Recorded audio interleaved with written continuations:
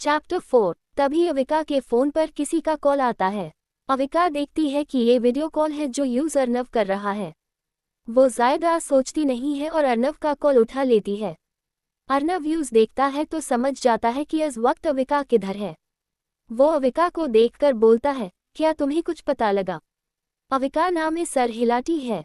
तो अर्नव यूज बोलता है, मैंने इसलिए तुम्हें मना किया था अविका कि वहां मत जाओ। एक दिन भी नहीं हुए और तुम इन सब में उलझ गई हो। ये सुनकर अविका बोलती है, इन्हीं चीज़ों के लिए शायद यहाँ आई हूँ, अगर तुम्हें याद हो तो। अर्नव बोलता है, तुम वहाँ एंटीडोट के लिए गए हो, न कि किसी का पता लगाने। ये सुनकर अविका बिना किसी भाव की बोलती है, मुझे लगता है कि अनशन ही लोगों के पास है। ये सुनकर अर्नव कहता है, वो लोग जिन्होंने तुम्हारे अंदर वो केमिकल इंजेक्ट किया था। अविका अपना सर हाँ में हिला देती है। ये सुनकर अर्नव कहता है, अविका तुम्हें अच्छे से पता है उनका टारगेट तुम हो। तुम उन्हें ढूंढ ना छोड़ो, तुम वापस आओ। अगर तुम उन्हें मिल गई तो बहुत परेशानी होगी। ये सुनकर अविका बोलती है, तुम भूल रहे हो, मुझे एंटीडोट के लिए इन्हीं तक पहुंचना है। अर्नव के आगे कुछ भी बोले बिना अविका कॉल काट देती है।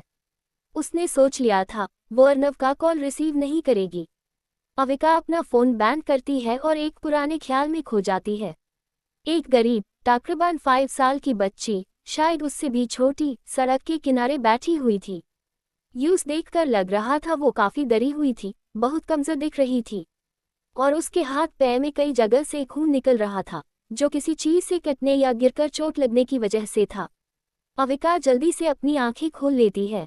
वो इन पुरानी यादों में नहीं खोना चाहती थी।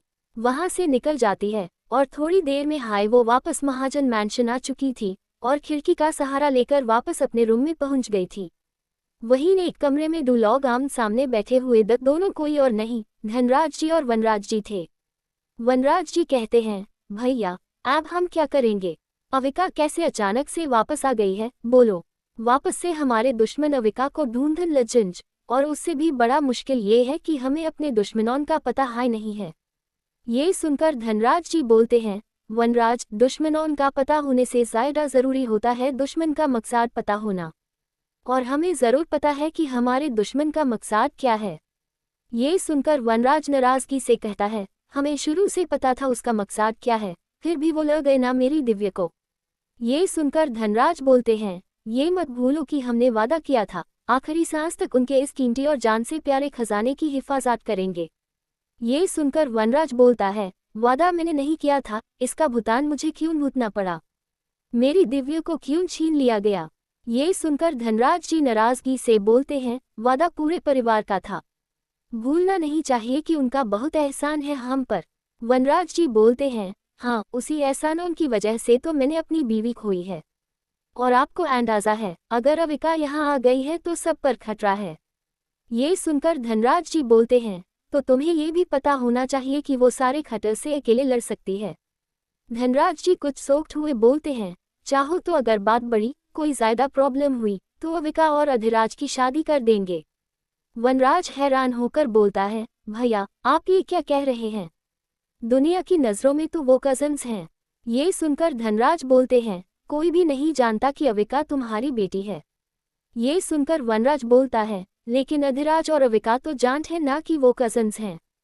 ये सुनकर धनराज जी गस में बोलते हैं, जब वक्त आएगा तो हम उन्हें असलियत बता देंगे कि उनका कोई खून का रिश्ता नहीं है। असल में वो ना रिलेटिव्स हैं, ना कजन्स, ना सिबलिंग्स, और ना ही कोई और रिश्ता। ये सुनकर वनराज बोलता है, अधिराज कभी नहीं मानेगा। धनराज बोलते हैं, वो मान जाएगा। यूस अपने मकसद के लिए अविका की जरूरत है और अविका को अपना मकसद पूरा करने के लिए अधिराज की। इसके आगे वनराज जी कुछ भी नहीं कहते, वहां से उठते हैं और अपने भाई साहब से बोलते हैं, मैं चलता हूँ, और ये कहकर वहां से निकल जाते हैं।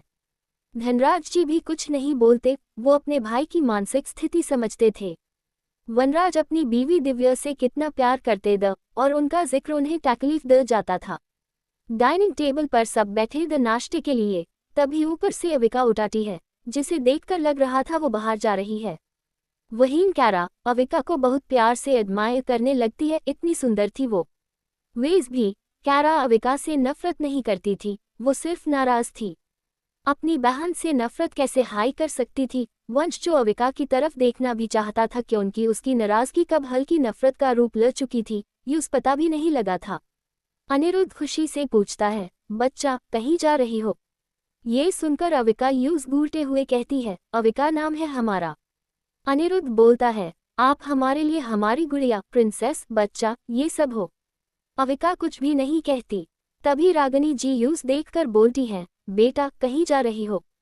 ये सुनकर अविका बोलती है, हाँ। रागिनी जी बोलती हैं, पहले कुछ खा लो बेटा। अविका बोलती है, देर हो रही है बड़ी माँ। तभी वनराज पूछते हैं, कहाँ जा रही हैं आप? अविका क्या बोलती है, बताना जरूरी नहीं समझती मैं। ये बोलकर वो आगे किसी की भी बात सुने बिना बंधन लगती है। तभी वनराज जी बोलते हैं, ड्राइवर को लेकर जाए और हमें बताकर जाए आप कहाँ जा रही हैं। आपकी सेफ्टी के लिए पूछ रहे हैं। ये सुनकर अविका पीछे मुड़कर वनराज जी को देखकर बोलती है, ये सेफ्टी पिछले इन साल से कहाँ थी? इन सालों में आपने कोशिश भी नहीं की जाने की कि मैं सेफ हूँ भी या नहीं, तो अब मुझे आपकी हमदर्दी की जरूरत नहीं है। अविका की बातों का वनराज जी पर कोई खास फर्क नहीं पड़ा था, या शायद उन्होंने दिखाया नहीं। ये बात की क्यूरियोसिटी तो कैरा, अनिरुद्ध, वंश सबकी थी कि आखिर क्या वजह थी कि इन लोगों ने इतने सालों तक खुद के बच्चों को दूर रखा। कैरा हिचकिचाते हुए पूछती है, पापा आखिर आपने अंश भाई और अविका को हम सबसे इतना दूर क्यों रखा? यही सवाल तो अविका भी पूछना चाहती थी, तो कैरा ने पूछ लिया। अविका जवाब का इंतजार करती है। वनराज जी कहते हैं, कैरा बेटा नष्ट कर ल। इसका साफ मतलब ये था कि वनराज जी जवाब नहीं देना चाहते थे। अविका अपना सरनामे हिलाती है और वहां से चली जाती है। यूस ऐसा पहले से हाई पता था, वनराज जी इसका जवाब नहीं देंगे, उसको खुद पता करना होगा। क्या लगता है क्या छुपा रहे हैं वनराज जी? क्या वजह से अविका के दूर रहने की? सब जान के लिए जुड़ रहे हमारे साथ।